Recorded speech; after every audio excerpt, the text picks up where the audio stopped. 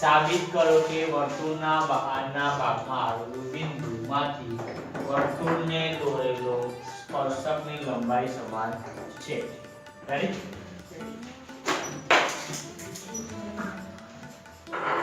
વર્તુળ એના બહારના ભાગમાં આવેલું બિંદુ P જે નામ બિંદુમાંથી વર્તુળને દોરેલા સ્પર્શકો એટલે એક સ્પર્શક અહીંયાથી અને બીજો સ્પર્શક અહીંયાથી.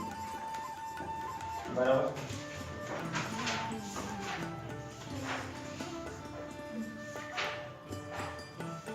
ક્લિયર?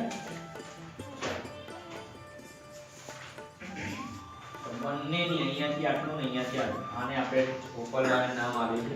આને આપણે T1 નામ આપીએ અને આને આપણે ક્લિયર? તો વર્તુળના બહારના ભાગમાં બિંદુઓ જે આપેલું હોય એનાથી જે બે સ્પર્શક થાય બંનેની લંબાઈ સમાન હોય આવું સાબિત કરવાનું છે. તો પક્ષ લખી નાખીએ આપણે પક્ષ. એની જ વાત. ધારો કે વર્તુળના બહારના ભાગમાં આવેલ બિંદુ P વર્તુળના બહારના ભાગમાં આવેલ બિંદુ P અને તેમાંથી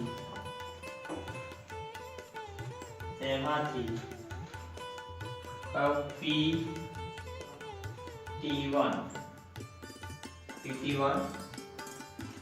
કિરણ PT1 અને કિરણ P2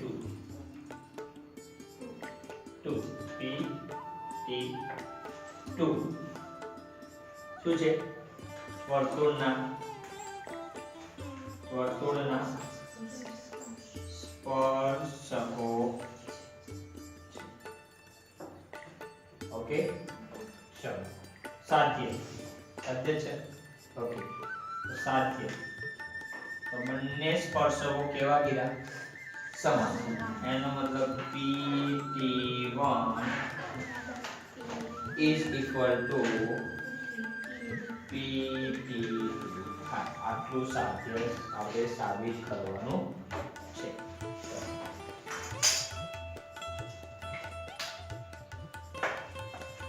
સાબિતી. તો સાબિતીની અંદર ક્યાંથી લેવાનું જોઈએ? વર્તુળ. કયું વર્તુળ છે? તો O કેન્દ્ર વાળું વર્તુળ લેવાનું છે. ત્રિજ્યા કેટલી લેવાની છે? R. બંને અહીંયાથી પણ R અને અહીંયાથી પણ R. બંને સેમ જ. O કેન્દ્ર વાળું વર્તુળ ને R ની ત્રિજ્યા. આ વર્તુળના બહારના ભાગમાં બિંદુ A ની જ વાત છે જે પક્ષમાંથી લીધેલી છે. થોડું વાત કરીએ આમ. ભાઈ O કેન્દ્ર વાળું વર્તુળ અને R ત્રિજ્યા વાળું. O કેન્દ્ર અને R ત્રિજ્યા વાળું વર્તુળ ના બહારના ભાગમાં શું છે? બિંદુ P અને તેમાંથી નીકળતા લખવાનું નીકળતા PT1 અને PT2 શું છે?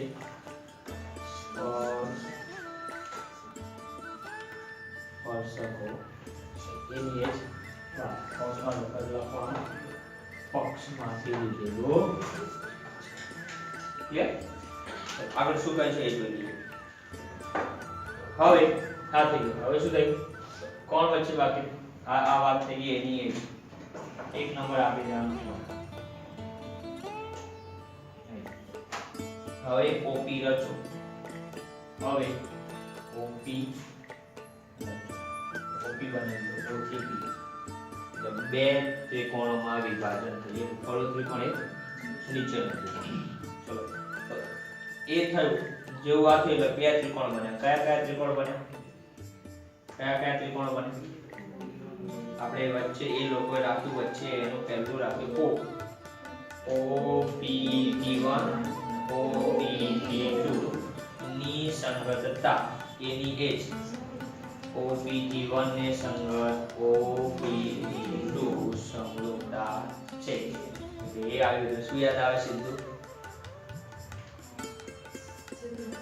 શું આવે સમરૂપતાના નિયમ સંગતતા સમરૂપતા હોય તો કયા નિયમ ત્રણ કોણ ત્રણ બાજુ પતિ ગયો પ્રમેય ક્લિયર ચલો ઓપી રચો આપણે વાત કરી ઓપી રચો જેવો ઓપી રચો એટલે બે ત્રિકોણ બને હું એ ત્રિકોણ ઊભો કરી દઉં છું આ ત્રિકોણને ઊભા કરી દઉં છું બરાબર તો હંમેશા એનો સ્પર્શક 90 અંશનો ખૂણો બનાવે એનો સ્પર્શક શું બનાવે 90 અંશનો ત્યારે O P અને T ત્રિકોણ બને ત્યારે એનો સ્પર્શક 90 અંશનો જ ખૂણો બનાવે હવે એનો ઊભો કરી દઈએ છીએ આપણે તો આ રીતની કંઈક આકૃતિ થાય અહીંયા P આવી જાય આ બાજુ T1 આવી જાય અને આ બાજુ O આવી અને હું આનો ઊભો કરું છું તો આમ બને છે ક્લિયર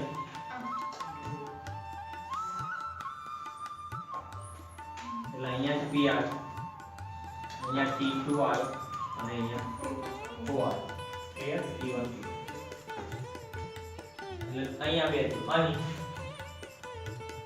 કયા કયા ત્રિકોણ O P T1 અહીં ત્રિકોણ O P T1 અને ત્રિકોણ O P T2 માટે એનું એ છે O P T ને સંગત O P T2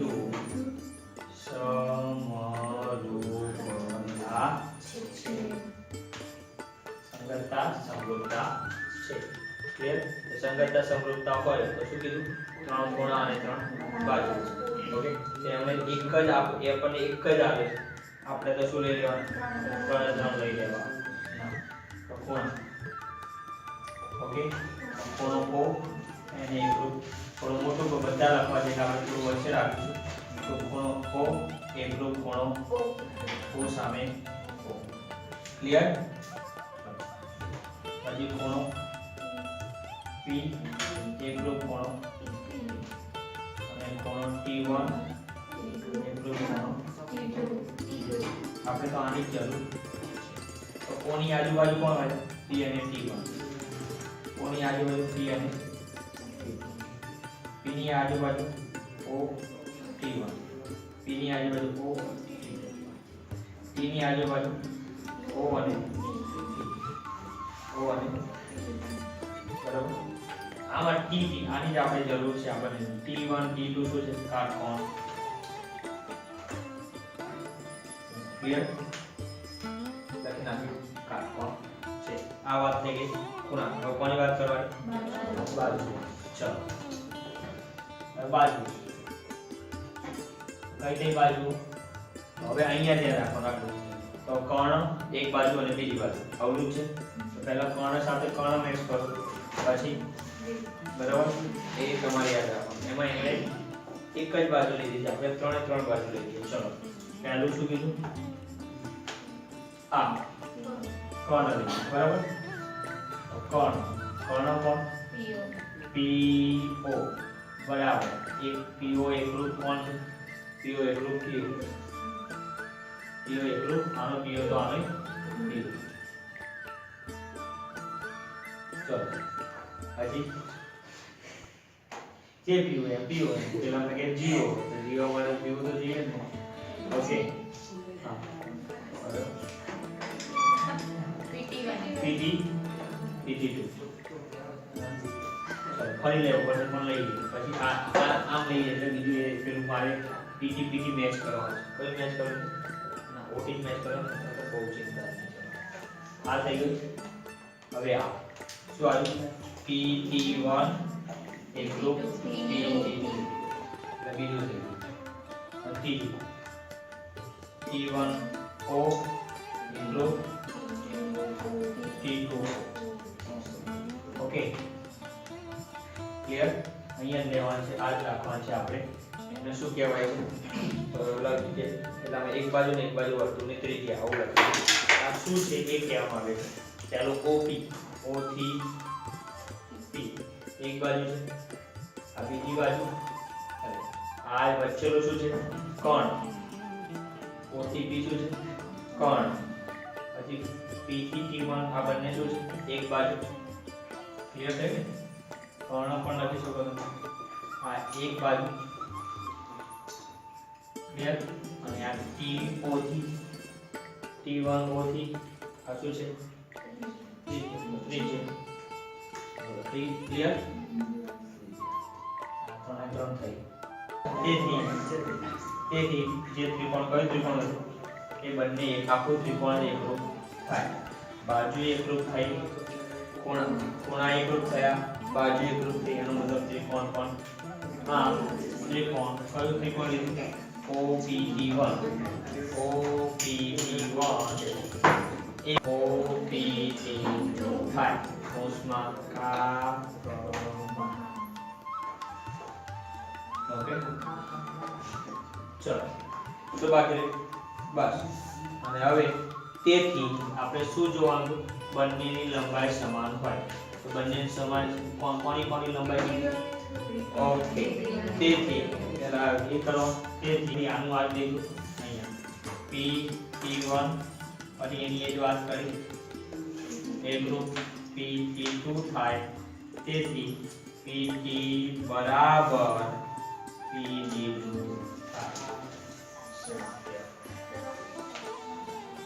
સાદિત જવાબ અને શોધવાનું એટલે જવાનું તો લે સાબિત કરવાનું છે વર્તુળના બહારના ભાગમાં આપેલું બિંદુ P વર્તુળને દોરેલા સ્પર્શકની લંબાઈ સમાન વર્તુળ દોર્યું અને બહારનો ભાગ P થી બે સ્પર્શક T1 અને P થી બીજો સ્પર્શક T2 અક્ષની અંદર એની એક વાત બહારના ભાગમાં આવેલ બિંદુ એટલે કયું P અને વર્તુળનો દોરેલો સ્પર્શક એટલે કયા બે PT1 PT2 સ્પર્શકો સાથે લખી દે એમના સ્પર્શકોની લંબાઈ સમાન બંને ઇઝ ઇક્વલ ટુ આવું શોધવાનું સાબિતીમાં ફરીથી આની આ જ વાત વર્તુળ એટલે કયું વર્તુળ O કેન્દ્ર આ ત્રિજ્યાવાળા વર્તુળના બહારના ભાગમાં P આવેલું છે અને એના સ્પર્શકો છે ધેટ ફેર એવું આ એક નંબર અહીંયા યાદ રાખો OP રચો જેવો OP રચો એટલે બે ત્રિકોણ થયા જેવા બે ત્રિકોણ થયા સંગતતા સમરૂપતા કરી દેવાની સંગતતા સમરૂપતા હોય તો ત્રણ ખૂણા સરખા થાય અને ત્રણ બાજુઓ સરખી થાય ત્રણે ત્રણ લખવાના બીજા કાટખૂણું ત્રણ લખવાના જે આવડતું એ એમાંથી આ થાય તો કાકબા યાદ રાખવાનું 90% ઉપર માર્ક જાય 90 માર્ક્સ ઉપર જાય તો તમારો આના માટે એક માર્ક્સ કાપી ત્યાં સુધી કાપે નહીં ક્લિયર બરાબર શ્રી સરસ્વતી ઇન્સ્ટિટ્યૂટ आओ અને અમારી સફળતાના સહભાગી બનો. Our website is www.johukummereaaka.com. Our Facebook is Success of SSI. YouTube link Sri Saraswati Institute. We have digital classroom and learning mobile app. Sri Saraswati Institute. Inspired by God. 1 to 10 and 11, 12, Science, Commerce, Arts, English and Gujarati medium, CBSE, NCERT, ESEB, personal and group tuition, spoken English, mobile 990402011, mobile 9687069222. Thank you.